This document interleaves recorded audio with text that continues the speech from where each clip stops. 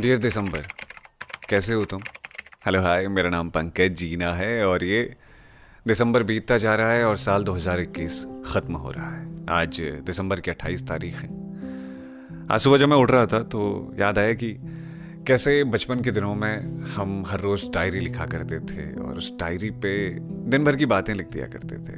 दरअसल मैंने अपने नाना जी को देखा था, वो हर शाम कुछ ना कुछ लिखा करते थे डायरी के पन्नों में। तो मुझे लगा कि यार ऐसा कुछ क्यों ना साझा किया जाए। मुझे नहीं पता कि ये सीरीज कब तक चलेगी, शायद कल आप ये एपिसोड देखें ना देखें, लेकिन आज के लिए ये कुछ अलग तरीके से हमने सोचा आपको पेश किया जाए।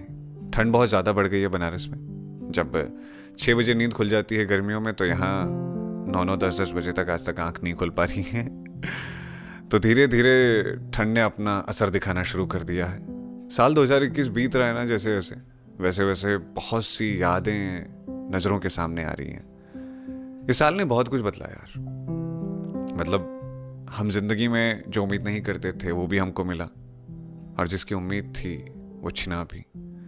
बहुत अपने खोए, बहुत से अपनों से मिले, कुछ नए रिश्ते बने, कुछ पुराने टूट गए। कुल मिलाकर ये साल कुछ ऐसा रहा है जिसमें बहुत चीज़ें बिखरती चली गई तो बहुत चीज़ें मिलती भी रहीं। वो होता है ना, सुख दुख जिंदगी में आते रहते हैं। तो आज की सुबह ठंड के साथ हुई। सोचा था कहीं उठने दौड़ने जाएंगे, लेकिन नहीं हो पाया।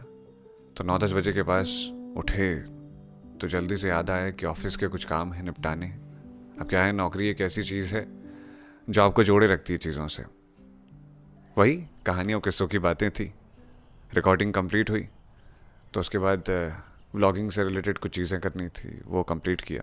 पंकज जी ने डायरीज़ के नाम से एक चैनल शुरू किया, आपने देखा होगा, तो आपको लगे होंगे उसमें व्लॉग अच्छे। कैसा लगा मुझे फीडबैक ज़रूर दीजिएगा।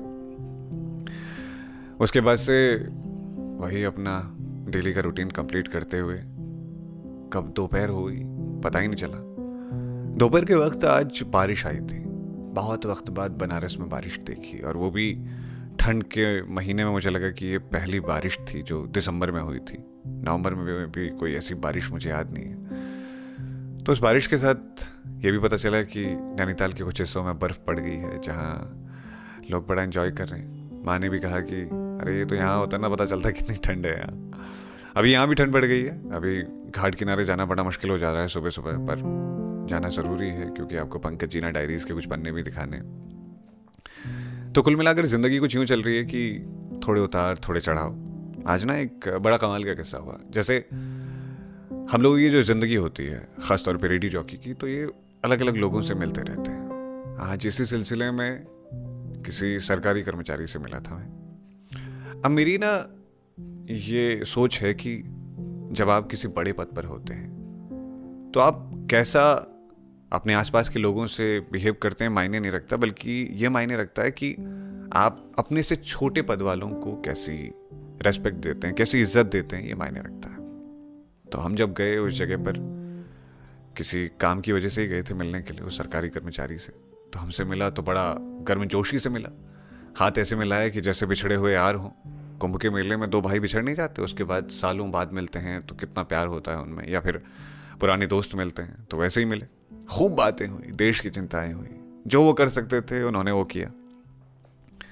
फिर थोड़ी देर बाद पानी मंगाने के लिए उन्होंने घंटी बजाई।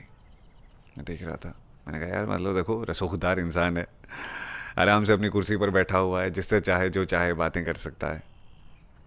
फिर जो उस इंसान की बोली छूटी ना, तो वो जो इमेज बनी हुई थी अचानक से ऐसे धड़ाम हो गई।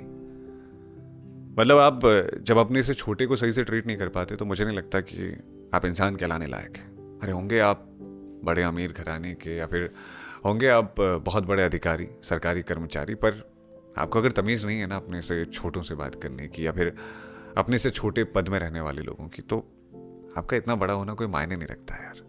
फिर वही कुछ देर तक उस इंसान को झेलते रहे, फिर जैसे जैसे मौका देख करके निकल लिए वहाँ से।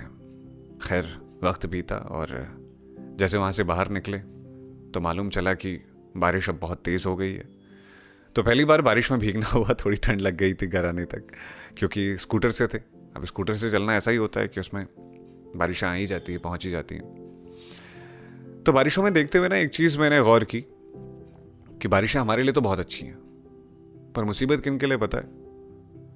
हमारे मोहल्ले के पास कुछ आवारा जानवर हैं, जिनमें से कुछ कुत्ते के बच्चे हैं अभी छोटे छोटे बहुत। तो उनको देख करके महसूस हो रहा था कि यार हमारे लिए बारिशें अच्छी हैं, इनके लिए कितनी मुश्किल है। कुछ लोग जो फुटपाथ पे सोते हैं उनको देखकर बड़ी तकलीफ हो रही थी कि यार कैसे काटेंगे रात, क्योंकि बहुत ठंडक बढ़ गई है अचानक से। मतलब अपने हिस्से से जितना हो पाता है मैं करता हूँ, बाकी आपसे भी जितना हो पाए आप वो कीजिएगा। फिलहाल आज के 1.5 दिसंबर में इतना ही, बाकी मुलाकात करते हैं अगली महफिल में। मुझे उम्मीद है कि आपसे जो भी बातें मैंने दिल से कही वो आपके साथ जुड़ाव ज़रूर महसूस करा रही होंगी आपको। अपना ख्याल रखिएगा और मिलते हैं अगली महफिल में। शुक्रिया मोहब्बतें सुनने के लिए।